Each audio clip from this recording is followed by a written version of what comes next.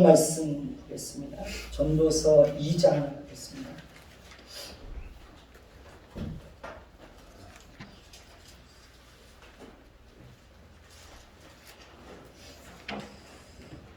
전도서 2장 1절부터 11절까지 제가 한 절 읽고 여러분들 한 절 읽고 돌아가면서 읽겠습니다. 나는 내 마음에 이르기를 자 내가 시험 삼아 너를 즐겁게 하리니 너는 낙을 두리라 하였으나 보라 이것도 헛되도다. 내가 웃음에 관하여 말하여 이르기를 그것은 미친 것이라 하였고 일하게 하여 이르기를 이것이 무슨 소용이 있는가 하였노라. 내가 내 마음으로 깊이 생각하기를 내가 어떻게 하여야 내 마음을 지혜로 다스리면서 술로 내 육신을 즐겁게 할까? 또 내가 어떻게 하여야 천하의 인생들이 그들의 인생을 살아가는 동안 어떤 것이 선한 일인지를 알아볼 때까지 내 어리석음을 꼭 붙잡아둘까 하여 나의 사업을 크게 하였노라. 내가 나를 위하여 집들을 짓고 포도원을 일구며 여러 동산과 과원을 만들고 그 가운데 각종 과목을 심었으며 나를 위하여 수목을 기르는 산림에 물을 주기 위하여 붓들을 폈으며 남녀 노비들을 사기도 하였고 나를 위하여 집에서 종들을 낳기도 하였으며 나보다 먼저 예루살렘에 있던 모든 자들보다 내가 소와 양떼의 소유를 더 많이 가졌으며 은금과 왕들이 소유한 보배와 여러 지방의 보배를 나를 위하여 쌓고 또 노래하는 남녀들과 인생들이 기뻐하는 첩첩들을 많이 두었더라. 내가 이같이 창성하여 나보다 먼저 예루살렘에 있던 모든 자들보다 더 창성하니 내 지혜도 내게 여전하도다. 무엇이든지 내 눈이 원하는 것을 내가 금하지 아니하며 무엇이든지 내 마음이 즐거워하는 것을 내가 막지 아니하였으니 이는 나의 모든 수고를 내 마음이 기뻐하였습니다. 이것이 나의 모든 수고로 말미암아 얻은 몫이로다. 그 위에 내가 생각해 본즉 내 손으로 하는 모든 일과 내가 수고한 모든 것이 다 헛되어 바람을 잡는 것이며 해 아래서 무익한 것이로다. 아멘. 한번 따라서 해봅시다. 너는 낙을 누리라 하였으나 보라 이것도 헛되도다. 보라 이것도 헛되도다. 네, 오늘의 제목입니다. 전도서는 허무주의를 노래하는 책이 아닙니다. 전도서는 허무주의를 부추기는 책도 아닙니다. 전도서는 모든 것에는 한계가 있다는 사실을 우리에게 알려주고 있습니다. 전도서는 인간이 뛰어넘을 수 없는 한계 앞에서 얼마나 무능하고 무기력한 존재인지에 대해서 잘 설명해주고 있습니다. 전도서는 하나님을 떠나서 행하는 모든 일들이 얼마나 헛되고 허무한 것인지를 알려주고 있습니다. 전도서는 하나님의 백성들이 이 땅에서 살아가는 동안 어떻게 하면 좀 더 가치 있고 의미 있고 행복한 인생을 살 수 있는지에 대해서 삶의 지혜와 지식을 가르쳐주고 있습니다. 그래서 우리가 전도서의 내용을 잘 배우고 전도서의 말씀을 따라 살아가면 인생을 정말 가치 있게 살 수 있습니다. 오늘 말씀 1절을 다시 한번 보십시다. 1절 같이 읽습니다. 나는 내 마음에 이르기를 자 내가 시험 삼아 너를 즐겁게 하리니 너는 낙을 두리라 하였으나 보라 이것도 헛되도다. 이것은 쾌락주의에 대한 시험이요 쾌락주의에 대한 관찰입니다. 솔로몬은 자신을 즐겁게 하고 낙을 누리는 것이라면 그것이 무엇이든지 모든 가능성과 모든 능력을 다 동원해서 실험해 보았다고 말하고 있습니다.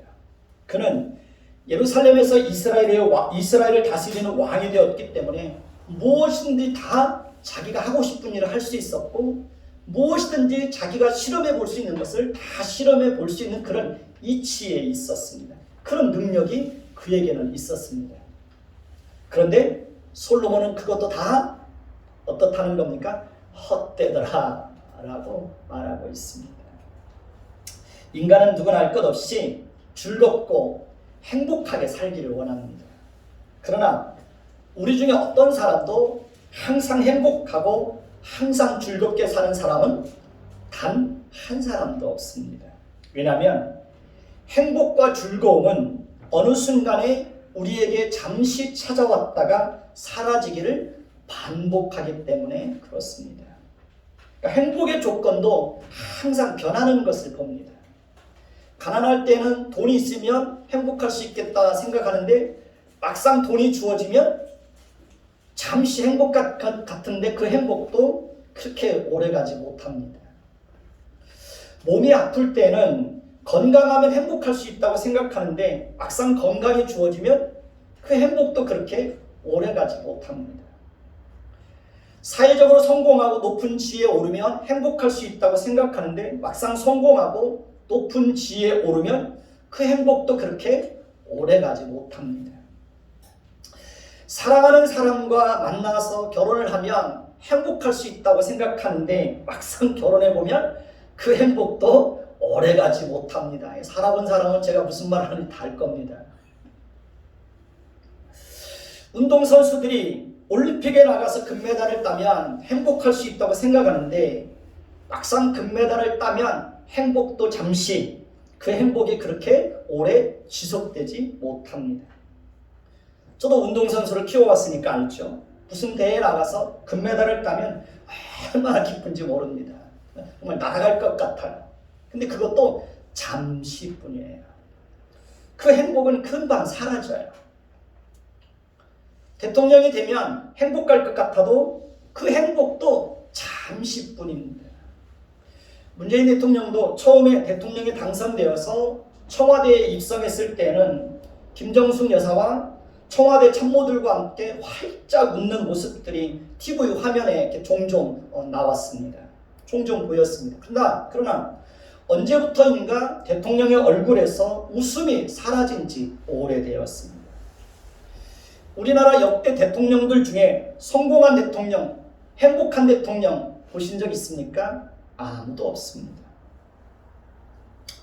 행복이 다가올 때는 행복하지만 행복이 멀어질 때는 이전보다 더 쓸쓸하고 마음의 고통을 가져다 주는 것이 사실입니다. 그러니까 행복했던 것만큼 행복이 멀어지면 더 크게 실망하고 좌절하게 되는 것이 현실입니다. 우리를 행복하게 했던 어떤 조건들이 사라지게 되면 큰 상실감에 사로잡히는 것도 현실입니다.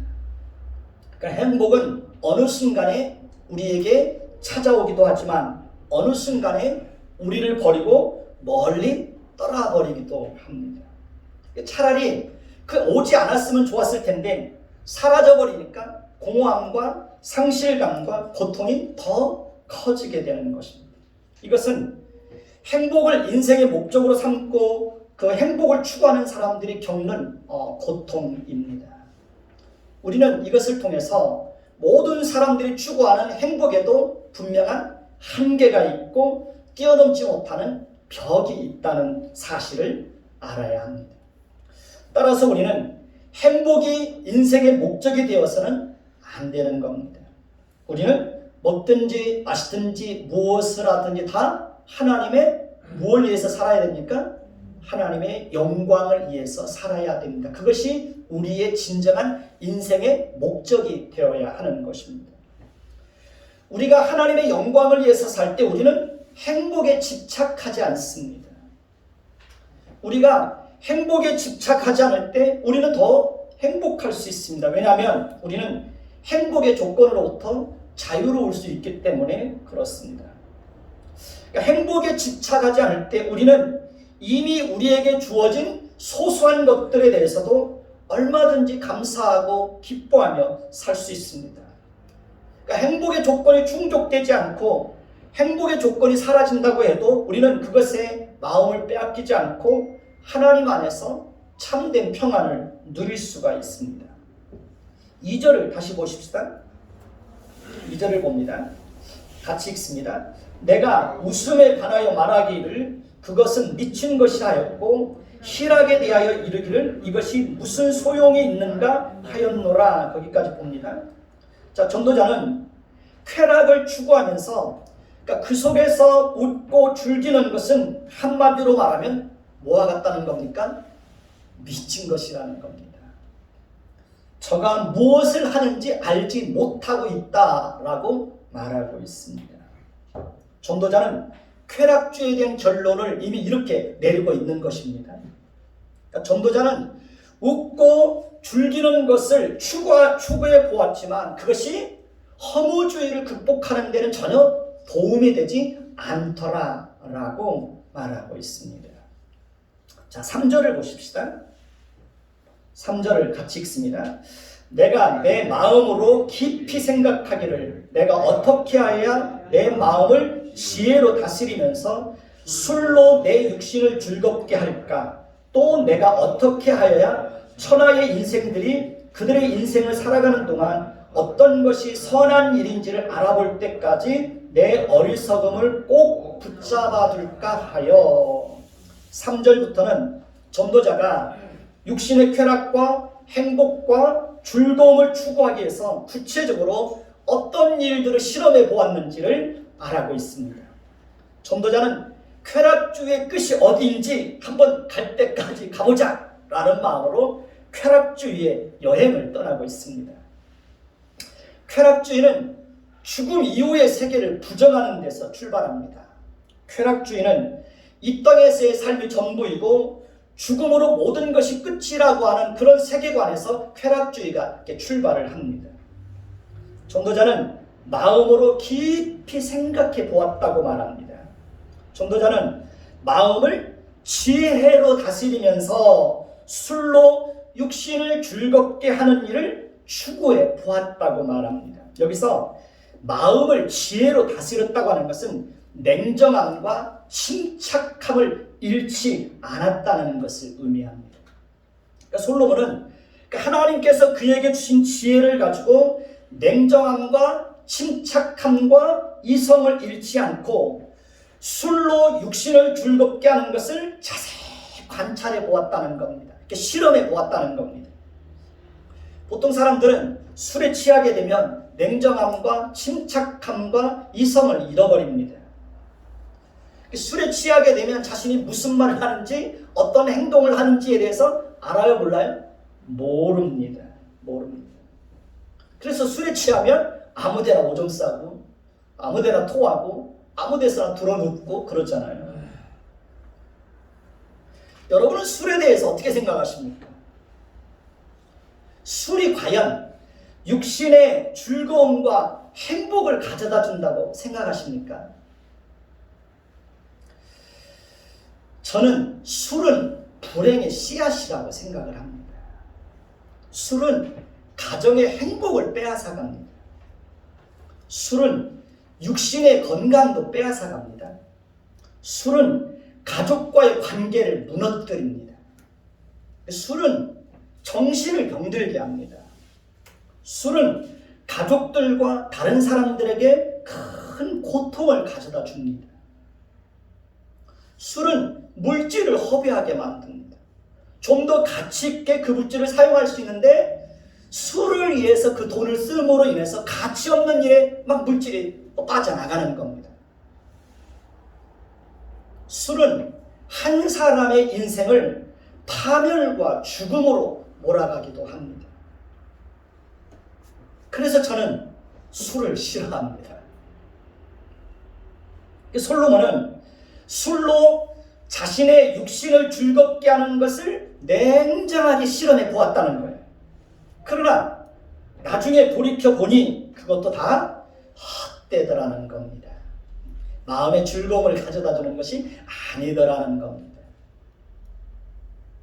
3절을 다시 보면 전도자는 천하 인생들이 그들의 인생을 살아가는 동안 어떤 것이 선한 것인지 어떤 것이 진정한 즐거움을 가져다 주는지를 알아볼 때까지 어리석음을 꼭 붙잡아 두었다고 말합니다. 여기서 어리석음을 꼭 붙잡아 두었다는 것도 냉정함과 침착함을 잃지 않았다는 겁니다.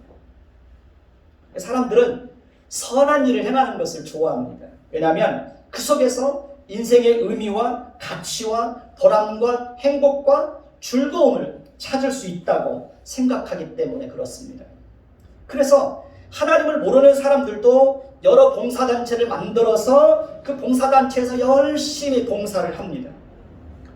그러나 전도자는 하나님을 떠나서 인간이 자신의 만족과 자신의 행복과 자신의 즐거움과 자신을 위해서 어떤 선한 일을 행하는 것도 다 헛된 것이라고 말합니다.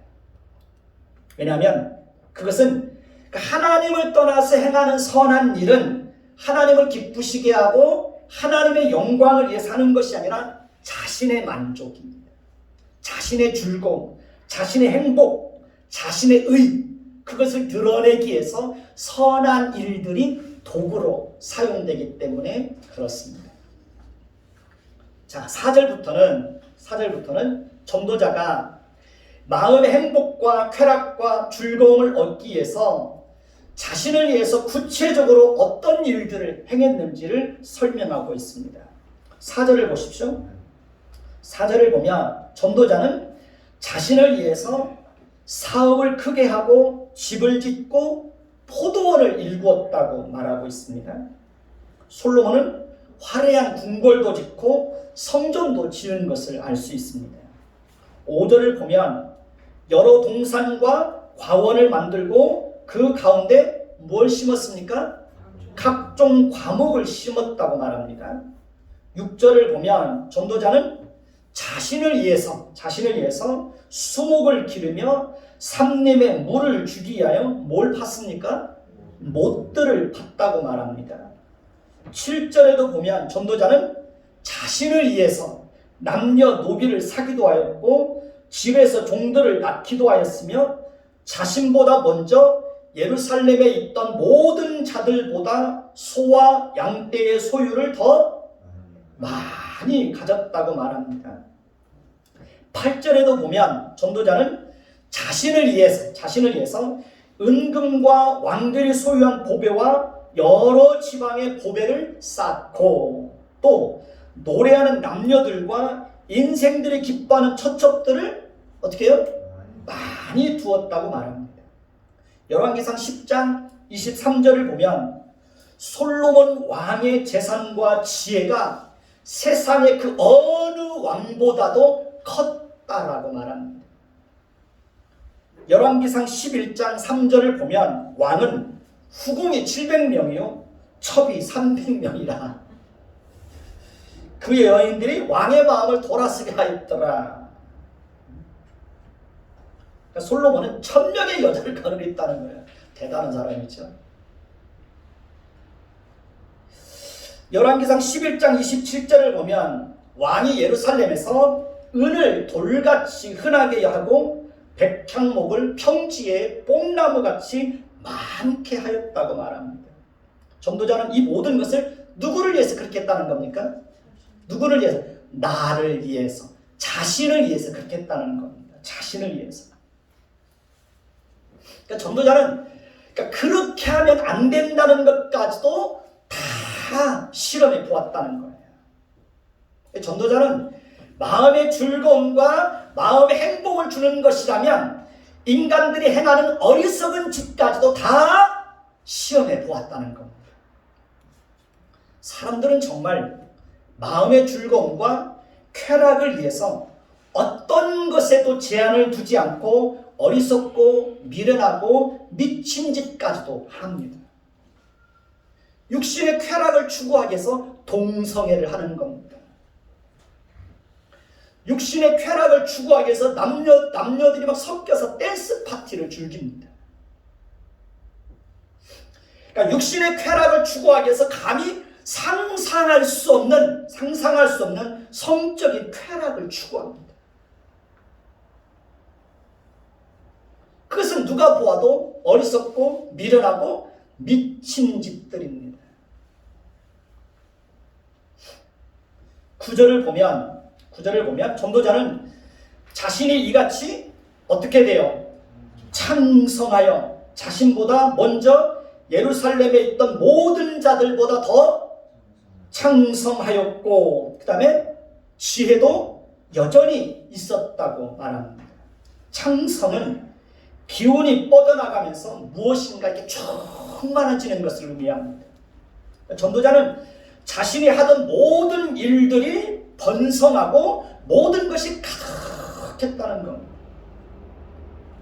그러니까 지혜가 여전했다는 것도 냉정함과 침착함, 그 모든 것들을 관찰하고 그 모든 것들을 시험하는 데 있어서 냉정함과 침착함을 한순간도 잃지 않았다는 겁니다. 감정에 충실하면 쾌락에 빠진 사람들은 이성을 잃어버리고 무절제하게 행동하기 쉬운데 솔로몬은 전혀 그렇게 하지 않았다는 거예요. 정말 냉정하고 객관적으로 침착하게 그런 것들을 실험해 보았다는 겁니다. 10절에 보면 전도자는 무엇이든지 자신의 눈이 원하는 것을 금하지 아니하였고 무엇이든지 자신의 마음을 즐겁게 하는 것을 어떻게 해요? 막지 아니하였다고 말합니다. 그러니까 전도자는 자신의 마음을 즐겁게 하는 것이라면, 자신의 육신을 즐겁게 하는 것이라면 그 어떤 것도 제한을 두지 않고 다 추구해 보았다는 겁니다. 그 전도자는 왕이었기 때문에 자신의 눈이 원하는 것을 다 소유할 수 있었고 자신의 마음을 즐겁게 하는 것을 다 추구해 볼 수 있었습니다. 그리고 전도자는 자신의 모든 수고를 마음에 기뻐하였다고 말합니다. 전도자는 그 모든 것이 자신의 수고로 얻은 몫이라고 생각했다고 말합니다. 여러분, 우리가 원하는 것을 다 얻으면 행복할까요? 원하는 것을 다 얻지 못해봐서 잘 모르겠죠. 우리가 원하는 것을 언제라도 얻을 수 있다면 정말 행복할까요? 기다림과 과정이 없이 우리가 원하는 것이 즉각적으로 주어지면 정말 행복할까요? 모든 것을 당연하게 여기는 순간 우리에게는 어떤 일들이 일어나게 될까요? 감사를 잃어버리게 됩니다. 고마움을 잃어버립니다. 소중함을 잃어버리게 됩니다. 그래서 하나님은 우리가 원하는 것을 바로바로 주지 않고 때로 오랫동안 참고 인내하면서 기도하게 하십니다. 자식을 진심으로 사랑하는 부모는 자식들이 원하는 대로 그때마다 다 그 바라는 것을 들어줍니까? 안 들어줍니까? 들어주지 않습니다. 왜냐하면 오랫동안 참고 기다리게 하는 것도 뭐예요? 하나의 훈련이에요. 하나의 교육이에요. 하나의 성품을 길러주는 거예요. 오랫동안 참고 기다리는 중에 무엇이 주어졌을 때 그것에 대해서 진심으로 감사할 줄 알고 소중하게 여길 줄 아는 것입니다. 우리 11절을 보십시다. 11절을 봅니다. 같이 읽습니다. 그 후에 내가 생각해 본즉 내 손으로 한 모든 일과 내가 수고한 모든 것이 다 헛되어 바람을 잡는 것이며 해 아래서 무익한 것이로다. 그러니까 전도자는 자신이 냉정함과 침착함을 잃지 않으면서도 자신의 마음을 즐겁게 하는 것이 무엇인지, 자신의 마음을 행복하게 하는 것이 무엇인지 그 어떤 것도 제한을 두지 않고 심지어 어리석은 것까지 다 시험해 보았다고 말합니다. 그리고 그것이 잠시 마음에 즐거움을 가져다 주었다고 말하고 있습니다. 그러나 나중에 돌이켜서 생각해 보니까 그것도 다 뭐와 같더라는 거예요? 바람을 잡는 것처럼 무익하고 헛된 것이었다고 고백하고 있습니다. 전도자는 쾌락주의에도 한계가 있다는 것을 고백하고 있는 거예요. 인간의 욕망은 끝이 없어서 끊임없이 새로운 것을, 새로운 즐거움을 추구하게 됩니다. 그러니까 쾌락주의자들은 무엇이든지 쉽게 실증을 느낍니다. 그렇기 때문에 쾌락주의자들은 지속적으로 더 자극적인 쾌락을 추구하는 겁니다. 쾌락주의자들은 허무주의에 쉽게 빠집니다. 그래서 극단적인 선택을 하기도 하는 것입니다. 연이엘이라는 CCM 가수가 있습니다. 연이엘은 가수가 되는 것이 꿈이었다고 합니다. 근데 막상 열심히 노력해서 가수가 되어보니 행복할 줄 알았는데 너무 허무함을 느끼게 되었다고 고백하는 것을 들었습니다. 그래서 연이엘은 하나님을 찬양할 때가 가장 행복하고 기쁘다는 그런 고백을 하는 것을 들었습니다. 소유가 인생의 전부이고 인생의 목적인 사람들이 있습니다. 돈이 인생의 목적인 사람들이 있습니다. 그러니까 소유가 인생의 전부이고 목적인 사람은 나중에 아무것도 가지고 가지 못합니다. 그러니까 소유가 인생의 목적인 사람은 빈손으로 왔다 빈손으로 돌아가는 겁니다. 아무것도 남기지 못하고. 그러니까 소유가 인생의 목적인 사람들은 절대로 행복한 인생을 살 수 없습니다. 그러니까 중요한 것은 얼마나 많은 것을 소유했느냐가 아니라 그것을 어떻게 가치 있게 사용했느냐, 그것이 더 중요한 겁니다. 많은 것을 가지는 것이 중요한 것이 아니라 많은 것을 어떻게 나누고 베풀 줄 아느냐, 그것이 그 사람의 인생을 행복하게 만들어주는 겁니다. 진정한 부자는 많은 것을 소유한 사람이 아니라 어떤 것을 가졌을 때도 그것을 나눌 줄 아는 사람이 진정한 부자가 되는 겁니다. 소유를 위해서 살지 않는 것이 내가 행복하고 이웃도 행복하게 하는 삶의 비결입니다. 솔로몬은 자신의 마음을 즐겁게 하기 위해서 자신을 위해서 많은 것을 이루고 자신을 위해서 많은 것을 소유해 보았지만 즐거움과 기쁨도 잠시 그것이 지속되지 못하는 한계가 있더라는 거 고백하고 있습니다. 우리가 바닷가에 가서 모래알을 한 움큼 움켜쥐면 그것이 금방 어떻게 됩니까? 다 빠져나가는 것을 경험할 수 있습니다. 그러니까 솔로몬은 자신이 누리고 싶은 것을 다 누려보았지만 자신의 마음속 깊은 곳에 흔적처럼 남아있는 진정한 기쁨과 행복은 없었다고 그는 고백하고 있습니다. 그러니까 기쁨과 행복은 나그네처럼 잠깐 왔다가 사라지는 것을 반복합니다. 그러니까 기쁨과 행복은 지속되지 않습니다. 기쁨과 행복을 누리는 것에도 분명한 한계가 있습니다. 우리가 인생을 살다 보면 잠깐 찾아오는 즐거움과 행복도 있지만 사실은 힘들고 어렵고 고통스럽고 캄캄한 날도 많이 있습니다. 캄캄한 밤을 보낼 때도 많이 있습니다. 우리가 자녀들도 키워보지만 자녀들을 통해서 얻는 기쁨과 행복도 순간순간 주어지지만 자녀들 때문에 마음고생하고 눈물을 흘려야 될 때도 많습니까? 적습니까? 자녀들을 위해서 흘려야 될 눈물도 많이 있습니다. 옛날 고등학교 때 신앙생활했던 교회는 자녀가 이렇게 좀 속을 썩이고 그래가지고 사모님이 늘 밤마다 보면 그 강대상 앞에서 그 자식 때문에 우는 거예요. 그런 모습을 이렇게 참 많이 봤어요. 그러니까 자녀 때문에 얻는 기쁨도 있지만 자녀 때문에 겪어야 되는 마음의 고통, 자녀 때문에 흘려야 되는 눈물도 사실은 많이 있습니다. 전도자는 이 시대 사람들이 행복의 조건이라고 말하는 모든 것을 다 이루어보고 모든 것을 다 누려보고 모든 것을 다 소유해 보았지만 그것이 지속적으로 행복을 가져다 주지는 못한다는 사실을 깨닫게 되었다고 정직하게 고백하고 있습니다. 행복을 추구하는 것이 잘못되었다는 것을 말하는 것이 아닙니다. 행복을 추구하는 것은 본능입니다.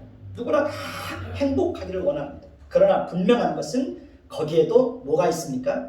한계가 있다는 겁니다. 그러니까 행복을 추구하는 것은 본능이지만 그것이 우리 인생의 궁극적인 목적이 되어서는 될까요? 안 될까요? 그러면 안 되는 겁니다. 우리는 잠깐 찾아오는 즐거움과 행복에 대해서 당연한 것으로 여기기보다는 그 또한 하나님께서 우리에게 주시는 선물임을 알고 감사할 줄 알아야 됩니다. 행복과 즐거움이 잠시 여행을 떠났을 때도 불행하다고 생각하기보다는 그 속에서도 감사를 배우고 차족할 줄 알아야 합니다. 그러니까 행복과 즐거움이 우리에게 잠시 찾아왔다가 또 잠시 떠날 겁니다. 그러면 어느 순간이 되면 그 행복과 즐거움이 우리에게 또 따뜻한 햇살처럼 얼굴을 내밀고 어느 순간에 또 우리에게 찾아와서 우리에게 즐거움을 주고 행복을 주기도 할 겁니다. 그러나 또 언젠가는 또 나그네처럼 또 나를 버리고 또 떠나기도 할 거예요. 행복과 즐거움이 찾아왔을 때 그것을 누릴 줄 알아야 되고 이웃과 함께 나눌 줄 알아야 됩니다. 행복과 즐거움을 이웃과 함께 나누게 되면 행복과 즐거움은 2배로 더 커지는 것입니다. 행복의 조건이 우리 인생의 목적이 되면 행복은 점점 더 어떻게 될까요? 점점 더 멀어지는 것입니다. 저 사람에게는 저 사람은 뭘 가지고 있는데 나는 그걸 가지고 있지 않아. 그러면 늘 불행하다고 생각되는 겁니다. 사랑을 줄 줄 알고 사랑을 받을 줄 아는 사람이 인생을 행복하게 살아갑니다. 한번 따라서 봅시다. 잘 주고 잘 받자. 잘 주고 잘 받을 줄 아는 사람이 되어야 됩니다. 제가 어떤 목사님 설교를 들었는데요. 그 목사님 그 친구 중에 그렇게 넉넉하게 사는 친구가 있는데 얼마나 인색하고 옹졸하고 짠지 돈을 쓸 줄을 모른대요. 돈을 쓸 줄. 그러니까 그 친구가 정말 이해가 안 됐대요. 어떻게 그 가난한 사람도 아니고 충분히 쓸 수 있는 어떤 그런 여력이 있는데도 너무 인색하고 계산적이고 그런 거예요. 근데 나중에 알고 보니까 그 친구가 자라면서 무조건적인 사랑을 경험해 본 적이 없다는 거예요. 그러니까 무조건적인 사랑. 그러다 보니까 줄 줄을 모르는 거예요. 그러니까 부모로부터 무조건적인 사랑을 받고 누구로부터 조건 없는 사랑을 받은 사람들은 나도 누구에게 조건 없이 줄 줄 아는 거예요. 조건 없이 나눌 줄 아는 거예요. 근데 그런 사랑을 못 받은 거예요. 그러니까 늘 자기가 움켜쥐고 있어야 된다고 생각하는 거예요. 그런 사람은 행복한 인생을 살아갈 수가 없습니다. 자, 12절을 보면 같이 봅니다. 시작. 내가 돌이켜 지혜와 망령됨과 어리석음을 보았나니 왕 뒤에 오는 자는 무슨 일을 행할까? 이미 행한 지 오래전의 일일 뿐이라고 말하고 있습니다. 이 말씀에 보면 솔로몬은 지혜와 망령됨과 어리석음을 보았다고 말합니다. 그러니까 솔로몬은 지혜로운 것뿐만 아니라 망령됨과 어리석은 것까지도 취하여서 그 속에서 삶의 의미와 가치를 발견해 보려고 했다는 것입니다. 그러니까 솔로몬은 해서는 안 되는 일까지도 다 해봤다는 거예요. 그러니까 냉철한 이성을 가지고 넘어서는 안 되는 선들도 다 넘어봤다는 거예요. 그래서 노래하는 남녀와 인생들이 기뻐하는 처와 첩들을 많이 두었다니 천명의 여자를 거느리는 거예요. 근데 그 결과는 무엇입니까? 모든 것들이 마치 바람을 잡으려는 것과 같이 헛되고 허무하고 덧없더라는 거예요. 그 모든 것에도 한계가 있다는 거예요. 12절을 다시 보십시다. 12절을 다시 보면 왕의 뒤에 오는 자는 무슨 일을 행한지 오랜 일일 뿐이라 그렇게 말하고 있습니다. 그러니까 왕의 뒤에 오는 사람이 누구이든지 그 역시 새로운 것을 행하는 것이 아니라 이미 오래전에 했던 일들을 반복할 뿐이라는 거예요. 그러니까 어떤 한계를 뛰어넘지 못하더라는 거죠. 전도자는 계속해서 자신이 경험하고 깨달은 사실들을 진술하고 있습니다. 13절을 볼까요? 13절을 같이 읽습니다. 내가 보니 지혜가 우매보다 뛰어남이 빛이 어둠보다 뛰어남 같도다 라고 말하고 있습니다. 지혜와 우매함에는 큰 차이가 있습니다.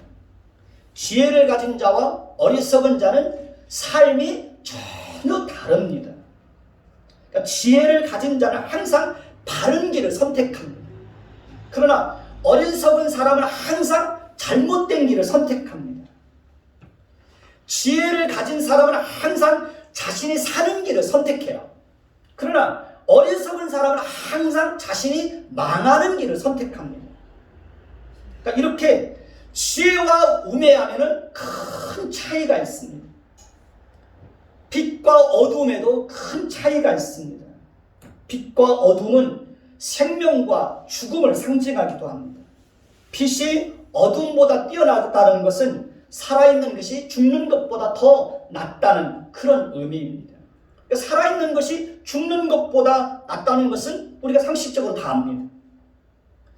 지혜가 우매보다 뛰어나다는 것도 우리는 상식적으로 다 알고 있습니다. 자, 14절을 보십시다. 14절 같이 읽습니다. 시작. 지혜자는 그의 눈이 그의 머릿속에 있고 우매자는 어둠 속에 다니지만 그들 모두가 당하는 일이 모두 같으리라는 것을 나도 깨달았도다. 전도자는 지혜자와 우매자가 어떻게 다른지를 다시 한번 설명하고 있습니다. 지혜자는 그의 눈이 어디에 있다는 겁니까? 그의 머릿속에 있다고 말합니다. 이 말은 지혜자는 무엇을 보고 판단할 때 눈에 보이는 대로 감각적으로만 판단하지 않는다는 것을 의미합니다. 그래서 지혜자는 사람을 평가할 때도 외모만 가지고 판단하지 않습니다. 지혜자는 눈에 보이는 어떤 결과만을 가지고 판단하지 않습니다. 지혜자는 내면의 동기를 꿰뚫어 볼 수 있는 그런 안목을 가지고 있습니다. 지혜자는 누구를 만나서 대화를 해보면 그 사람이 어떤 일을 할 때 어떤 동기를 가지고 있는지 그 동기를 볼 줄 알아요. 그래서 지혜로운 사람은 잘 속지 않아요. 지혜자는 사람의 성품을 볼 줄 알아요. 지혜자는 그 사람이 어떤 가치관을 가지고 그 사람의 삶의 목적이 어디에 있는지, 그 영혼이 어디를 향하고 있는지 지혜로운 사람은 알아요. 그러나 우매자는 어둠 속에 있기 때문에 눈에 보이는 대로 판단해요. 요즘 사람들이 중요하게 생각하는 것이 스펙이고 자격증이고 학교입니다. 스펙이나 자격증은 사실 결혼해서 살아보면, 인생을 살아보면 그렇게 별로 중요하지 않아요. 정말 중요한 것은 그 사람 속에 있는 무엇입니까? 인격입니다. 그 사람이 주변 사람들과 어떻게 지내는지, 사람들을 대할 때 어떻게 따뜻하게 대하는지를 보면 그 사람이 어떤 사람인지를 알 수 있습니다. 스펙이 좋은데 인격이 형편없는 사람들이 있습니까? 없습니까? 많이 있습니다. 스펙도 뛰어난데 인격까지 훌륭한 사람, 금상첨화죠. 금상첨화죠. 인격의 핵심은 영혼입니다. 그 사람의 그 인격의 중심 속에 있는 그 영혼이 누구를 향하느냐, 무엇을 향하느냐, 그것이 제일 중요합니다. 스펙도 좋고 인격도 뛰어난데 그 영혼이 세상을 향하여서 달려가고 있다면 그 사람은 훌륭한 사람 아닙니다. 지혜로운 사람 아닙니다. 그 사람의 인격의 중심 속에 있는 그 영혼이 하나님을 향하고 하나님 나라를 바라보고 있다면 그것이 그 사람의 가치관과 그 사람의 인격과 그 사람의 삶과 그 사람의 세계관을 바꾸어 놓게 되는 것입니다. 14절을 다시 보십시다. 14절을 다시 보면 전도자는 지혜자와 우매자는 큰 차이가 있지만 그들 모두가 당하는 일이 모두 같다는 사실을 깨닫게 되었다고 말합니다. 15절을 보면 내가 마음속으로 이르기를 우매자가 당하는 일을 나도 당하리니 내게 지혜가 있었다 한들 내게 무슨 유익이 있으리요. 이에 내가 내 마음속으로 이르기를 이것도 헛되도다. 16절을 보면 지혜자도 우매자와 함께 영원하도록 어떻게 해요? 기억함을 얻지 못하나니 후일에는 모두 다 잊어버린 지 오래 것임이라. 오라 지혜자의 죽음이 우매자의 죽음과 일반이로다. 전도자는 지혜자와 우매자가 어떻게 다른지를 설명한 이후에 지혜자와 우매자 모두에게 동일하게 임하는 것이 무엇인지를 말하고 있습니다. 전도자는 지혜자도 죽고 우매자도 죽고 둘 다 죽으면 똑같이 어떻게 된다는 겁니까? 다 잊혀지게 되더라는 거예요. 그러니까 아무리 지혜자라고 할지라도 그 또한 죽음의 한계와 세월의 한계를 뛰어넘을 수 없다라는 것입니다. 그러니 지혜를 가진 자라고 해서 우매한 자를 멸시하고 조롱하고 함부로 대하면 될까요? 안 될까요? 그러면 안 되는 겁니다. 하나님께서 우리에게 지혜를 주어서 지혜로운 자로 인생을 살게 하셨다면 그것에 대해서 감사하고 우매한 자들을 하나님 앞으로 인도하기 위해서 힘써야 하는 것입니다. 우매한 자들을 불쌍히 여기고 그들을 대할 때도 항상 따뜻한 마음을 가지고 예의 바르게 대할 줄 알아야 합니다.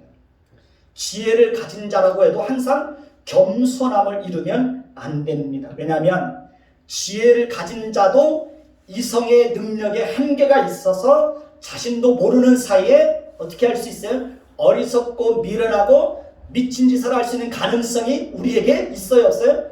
우리에게 있어요. 인생을 돌이켜보면 정말 저도 정말 그 후회할 어떤 그런 것들이 이렇게 있어요. 이성의 능력을 상실하고 감정에 치우쳐서 정말 어리석게 행동했던 것들도 있어요. 자, 지혜자에게도 분명한 한계가 있고 뛰어넘지 못하는 벽이 있어요. 그러니까 지혜를 가졌다고 해도 우리는 항상 어떻게 해야 돼요? 겸손해야 됩니다. 17절을 보십시다. 17절을 보면 이러므로 내가 사는 것을 미워하였노니 이는 해 아래 사는 일이 내게 괴로움이요 모두 다 헛되어 바람을 잡으려는 것이기 때문이로다 라고 말하고 있습니다. 전도자는 다시 한번 자신이 뛰어넘을 수 없는 큰 한계 앞에서 절망하고 있습니다. 전도자는 자신이 아무리 지혜로운 자라고 할지라도 죽음의 한계를 뛰어넘지 못한다는 그 사실 앞에서, 그리고 자신의 죽음이 우매자의 죽음과 동일하고 자신이 지혜자라고 할지라도 우매자와 함께 잊혀진다는 사실, 그 사실이 고통스럽다는 거예요. 괴롭다는 거예요. 전도자가 우리를 이러한 깊은 절망과 한계와 비참함 속으로 인도하고 있는 것은 우리로 하여금 이 땅에 소망을 두고 사는 것이 아니라 하나님의 나라를 소망하며 살게 하기 위해서입니다. 죽음의 한계를 뛰어넘을 수 없는 존재이니 이 땅에서 영원히 살 것처럼 그렇게 세상의 마음을 빼앗기지 말라고 교훈해 주고 있습니다. 그리고 죽음은 남의 일인 것처럼, 나와는 전혀 상관없는 남의 일인 것처럼 그렇게 살지 말라고 교훈해 주고 있습니다. 연세대학교 명예교수인 김영석 교수님은 어려서부터 몸이 약하고 간질을 앓았다고 합니다. 그래서 오래 살지 못할 것이라고 했다고 합니다. 그래서 김영석 교수님의 그 어머니의 소원이 자기 아들이 20살까지만 살아줬으면 하는 게 소원이었다고 합니다. 김영석 교수님은 자신의 몸이 약하기 때문에 항상 죽음을 생각하고 그렇게 조심하면서 살았다고 고백하는 것을 들었습니다. 간질로 인해서 쓰러져서 그 무의식 속에서 누워있는 자신의 모습을 늘 경험했기 때문에 항상 죽음을 염두에 두고 살았다는 거예요. 김영석 교수님의 지금 나이가 몇 살인지 아십니까? 102살입니다. 지금도 정정하게 걸어 다닙니다. 지금도 강연을 다니고 있습니다. 김영석 교수님은 우리나라 최고의 철학자 중에 한 사람이라고 그렇게 불려지고 있습니다. 많은 사람들로부터 그 존경을 받고 있습니다. 그러니까 김영석 교수님은 가정에서도 항상 가정 예배를 드리면서 자녀들과 늘 대화를 나눴다고 그럽니다. 그러니까 아버지에게도 늘 자상하고 따뜻한 그런 아버지였다고 그럽니다. 죽음을 생각하며 사는 사람들은 인생을 정말 지혜롭게 삽니다. 죽음을 생각하고 사는 사람들은 인생을 절대로 함부로 살지 않습니다. 죽음을 생각하고 사는 사람들은 소유에 집착하지 않습니다. 막 움켜쥐고 살려고 하지 않습니다. 죽음을 생각하는 사람은 세월을 허비하지 않습니다. 나에게 주어진 시간들을 성실하게 살아냅니다. 죽음을 생각하고 사는 사람은 항상 겸손하고 교만하지 않습니다.